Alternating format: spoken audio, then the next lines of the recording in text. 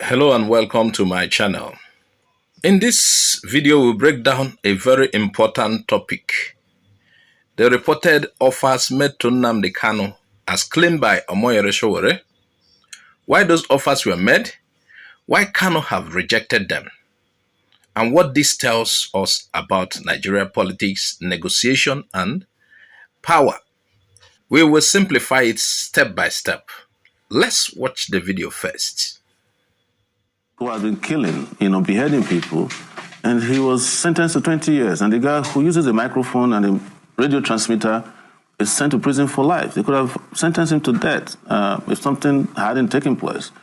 Then to go to your question about the issue of how the regional power brokers behaved, I was in the midst of it. I was the one calling them up for protest.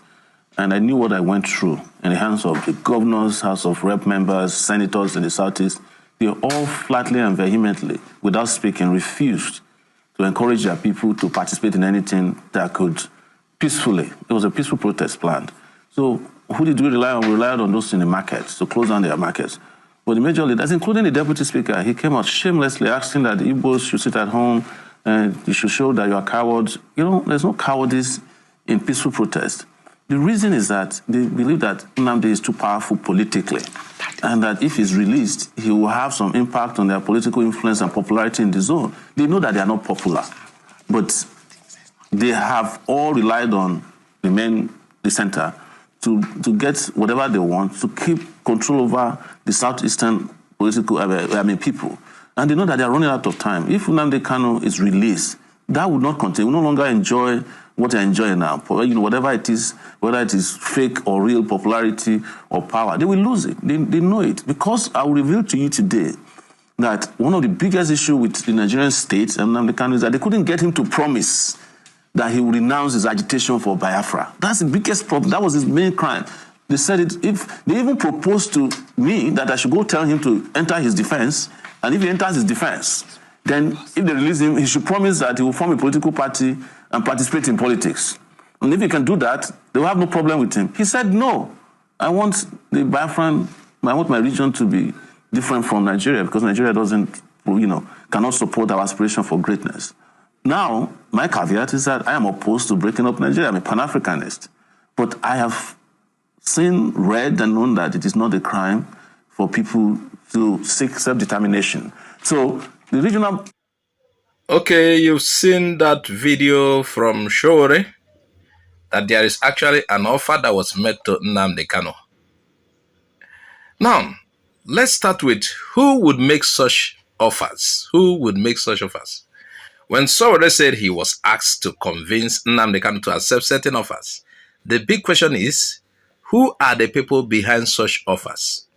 Now, offers like that don't come from random people.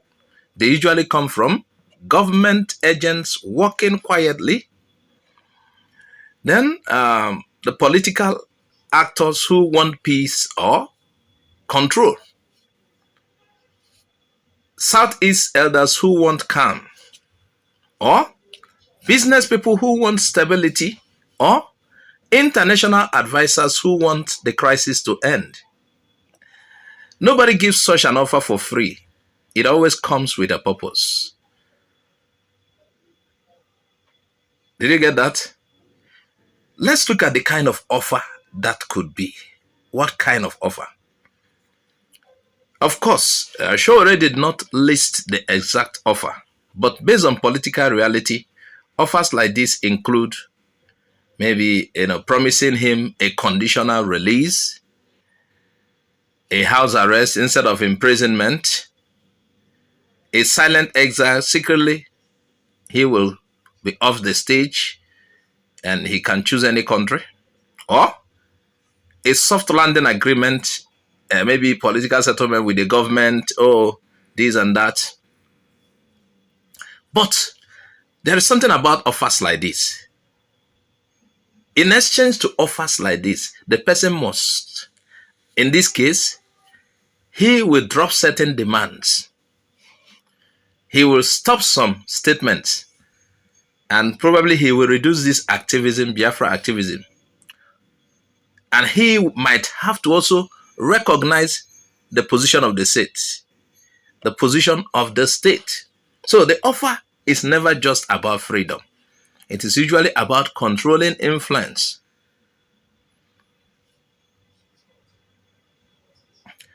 And somebody will wonder, why did they use somebody like someone like Sowore? Why would they use someone like Sowore to approach Nnamdi Kanu? This is another important question. Why Sowore? Because he is publicly known, because he is respected in activist circles. Sowore is respected, they know him as an activist, because he is seen as someone Kanu might listen to. And he is not officially working with the government. And that is why they will use people like that. Using him makes the offer looks like it is coming from a friendly face instead of coming directly from the state. It is called a psychological strategy. Now, to a lot of people, Nnamdi Kanu should reject such offers, and he would have done. But why would Nnamdi Kanu reject such offers? Let's look at that. For someone like Nnamdi Kanu, rejecting such offers is not surprising.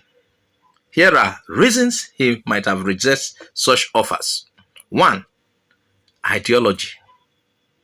He sees himself as a freedom fighter. Accepting a conditional offer may look like betraying his cause. 2nd, distrust. He may believe the offer is a trap. History has shown that government sometimes breaks agreement. They might agree with you on something just to get what they want at the moment, but they might renege on that agreement. Then the 3rd one is legacy. His followers expect him to stand strong. If he accepts a deal that demands silence, many people will see it as weakness or selling out. You normally hear IPOB supporters saying, was Rike sold out? A lot of this person have sold out in the struggle. He's no longer talking about the struggle. And to many, Nnamdi Kanu, not most, or just many, I said many, Nnamdi Kanu might at some point in time give way too. And to some, I've had this in some corners. They will say, this guy has suffered so much, he should give way and he will be honored. Quietly give way. Maybe accept such offers. Oh, I will be silent, but somebody else will come up later. So these are reasons Nnamdi Kanu might have, a kind of rejected the offer.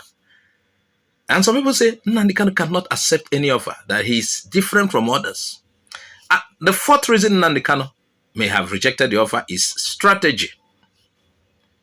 He believes that accepting conditions may kill the movement, not just his personal reputation. A lot of people who are, who have followed him from the start could be weakened when our leader who started this particular thing is no longer doing it. What am I in this struggle for? So it's not just about his own reputation, but weakening that of a lot of people who has been following him. Then the other one is sacrifice. He may have decided that personal freedom is less important than the larger message he represents. Yes, of course, accepting such offers, he will be free.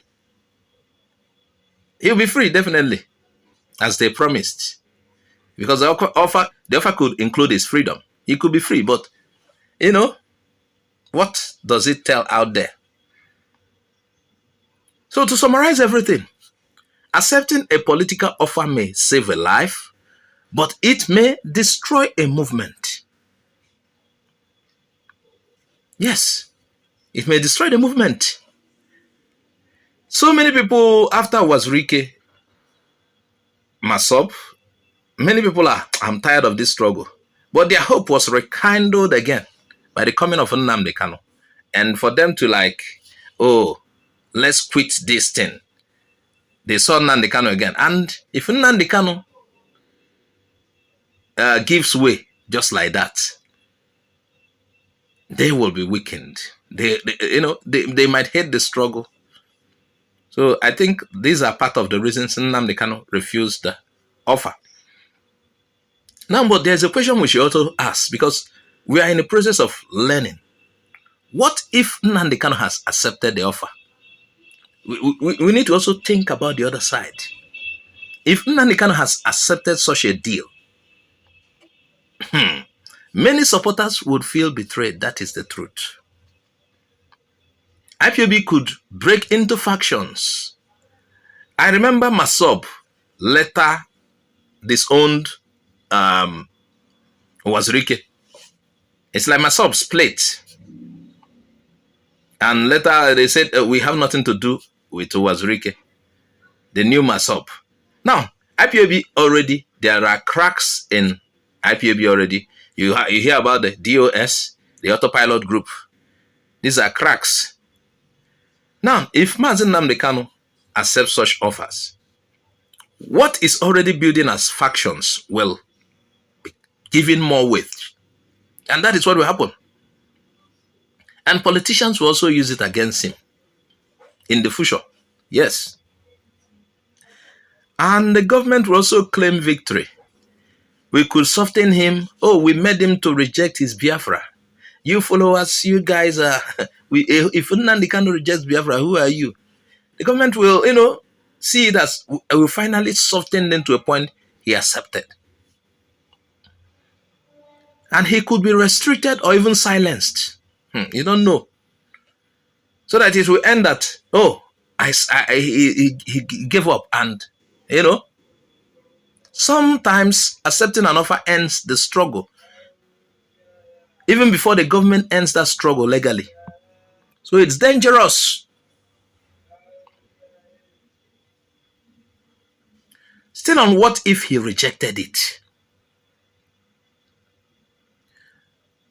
What if he rejected the offer? Still on that. Which is what many believe he did. Because look at his condition now. And that is the condition of many freedom fighters. Many freedom fighters die in the struggle or get jailed for the struggle. Mandela spent 27 years in jail. Some died. Some who started the struggle with Mandela died. So what if he rejected it, which we thought he did? Because for being jailed, that means perhaps he rejected the offer. Because accepting the offer would have maybe paved the way for him to come out, to be free. So many believed he rejected the offer, and that is why he was jailed. So rejecting such an offer comes with consequences. More jail time, harsher legal approach. You wonder why he could be jailed for, he could be sentenced for life imprisonment rather than giving certain years of jail terms. These are the consequences I'm rolling out to you. It made the state more determined to finish the case and even jail him, like you saw, life imprisonment, because he rejected the offer. Rejecting the offer makes the government feel that negotiation is impossible. This guy is tough, this and that. We cannot, what our effort is wasteful. So they want to give him harsh conditions. So they fully move into punishment mode. That is what happened. And that is why, okay, can you imagine, rather than Kuje in Abuja there, they moved him to Sokoto. They moved him to Sokoto, having in mind that he will suffer there. Now, the other reason too, why would the government make such offers? Why would the government make such offers? Government don't make offers because they suddenly feel like kind people. Government don't make such offers because they are good. They do it for certain reasons, because they want to reduce tension. That is why government makes offers. Because they want to control the narrative. They want to dictate for the people, these people who are planning to secede. That is why government makes offers. Because they want to avoid protests and unrest. Because the government, as you see them, okay, you could say they are holding the knife and the yam. The government is also afraid of unrest. I'm rolling out to you reasons government could make such offers. Because they want the person to lose influence. They want, oh, Nnamdi Kanu, many of you, many like you have come before. Oh, Azurike, Ojukwu, none of them succeeded. Oh, they want to also. That is why government make offers. They make offers because they want a peaceful but controlled outcome at which they still dictate the pace. Government makes us offers also because of international pressure. The international body are watching. So when you hear about negotiation, oh, the government wants to negotiate. Don't be fooled. It is a tool. It is not an act of mercy. So don't think, this government is so merciful and they are making offers. No. Don't be fooled. It is a tool. Now, we are still going to talk about Sowore. How does Sowore fit into this puzzle? Sowore's revelation raises questions. Was he used without knowing? Was he trying to help Kanu avoid suffering? We're looking at how he fits into that. Or was he distancing himself early so people don't accuse him later? Why was Sowore being used to make such offers? The truth is, activism often gets pulled into political games without even planning for it. Yes, Sowore is like an enemy of the state, but then the state could employ him to do certain things because he's an activist. Now, this is one of the most important parts. What does all of this mean for the future? Offers. I'm talking about offers, making offers to somebody that is an agitator for him to stop the agitation. What does it mean in the future? And the whole of this thing, what does it mean in the future? The offers, the person that's being used, the rejection, the political trial. Everything teaches one important lesson, one major lesson. In political struggles, every choice has a price. Accepting an offer can weaken a movement. Rejecting an offer can destroy the individual. And that is what is happening to Nnamdi Kanu. The situation shows how power works, how the state negotiates, and how symbolic leaders think. There's no simple answer, but understanding the strategy behind it helps us to understand the entire conflict better. I think this is where I will stop for now. Thank you for following this video. If you find it helpful, continue learning, continue asking questions, and continue understanding the deeper side of the African politics and leadership. Please share this video widely. If you have not subscribed to my channel, please subscribe. I am Azuka OJ. I say bye-bye for now.